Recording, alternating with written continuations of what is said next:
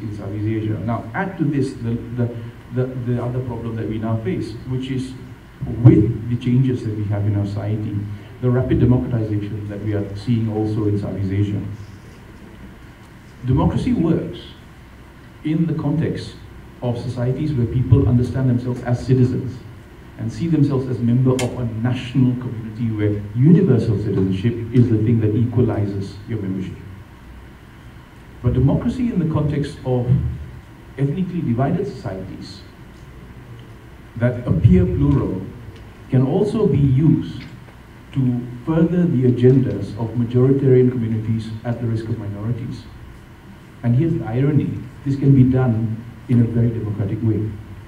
Democracy can lend itself precisely to being hijacked by people who play the ethnic card, the religious card, the racial card, or what have you. I mean, don't forget, Hitler came to power through democracy.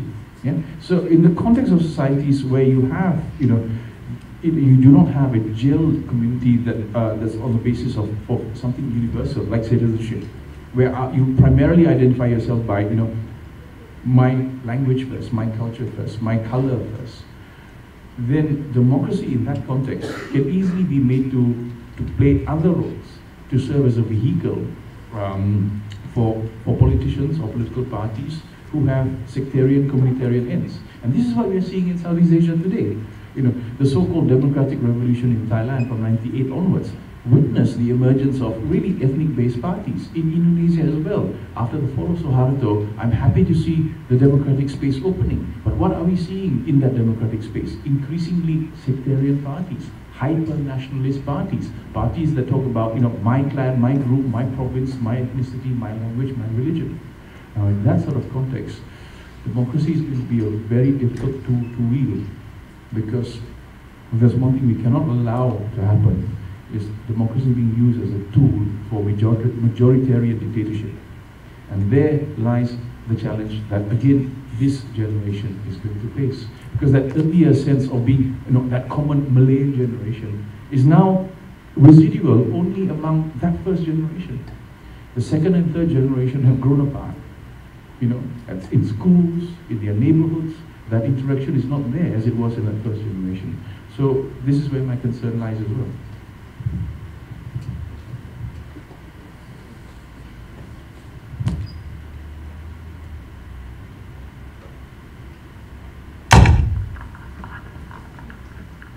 Nothing very much to add actually, but maybe I should take this opportunity to explain to you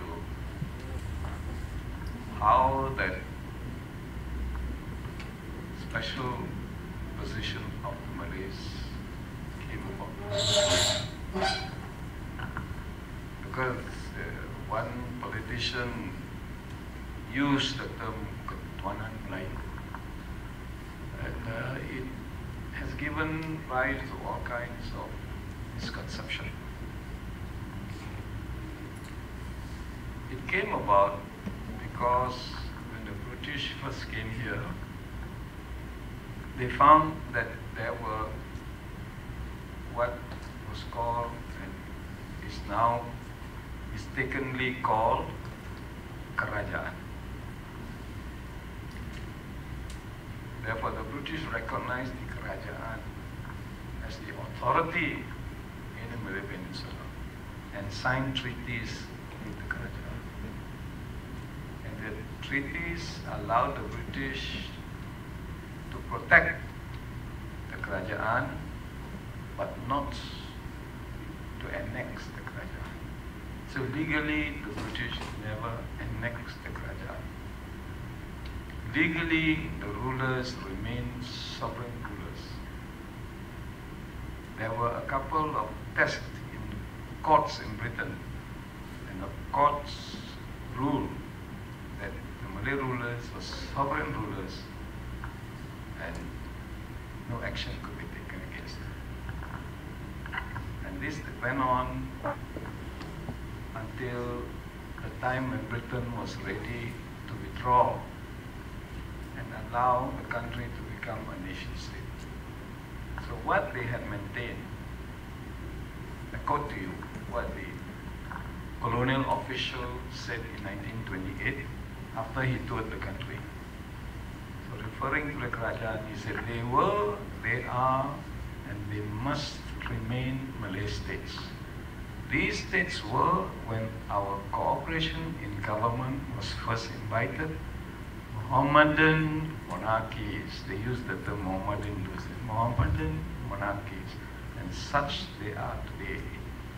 We have neither the right nor the desire to vary the system of government. So the British from the beginning preserved and nurtured the Kerajaan system. Kerajaan, by the way, should not be translated as government, but kingdom. Raja. You see government, then it need not have Raja. Kerajaan is kingdom. And the Malays who had long lived in this country were considered subjects of the rulers.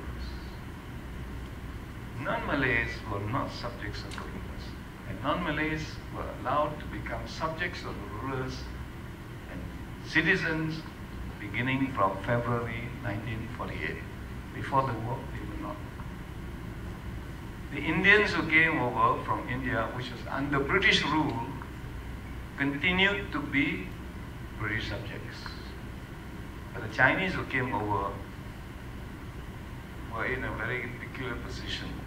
China did not entirely accept them as Chinese citizens, but they themselves looked up to China as their country, rather than this place. So it went on like this, and when we were drawing up the Constitution of 1957, what was already existing was brought in there. And the position of the Malays was based on the fact that they were subjects of the rulers. They were not one. Malay society was a very divided society, the upper class and the ruling class and the subject class. So big gap. And those who belonged to the upper class could do a lot of things as they liked. The majority, some of them were even slaves. A member of the royalty could just take a pistol and shoot somebody to test his pistol in those days. But things gradually changed. And you have to understand how this all came about. If you give an explanation which does not make sense, then it worsens the relationship among the different ethnic groups. The leaders seem to want to see the people divided. So many attempts in the past were made to bring them together that the people themselves did not want to come together because they were so afraid of one another. So they preferred to live separately. And they still want to live separately. You come to the university and look at our staff and students. They move in ethnic groups. Very few can mix around. And those who can mix around are isolated. You don't belong to anybody. And that's sad for nation building. So you must make the young understand what a nation means. What does a nation mean? All the citizens of the country form the nation of a particular state. And the problem was with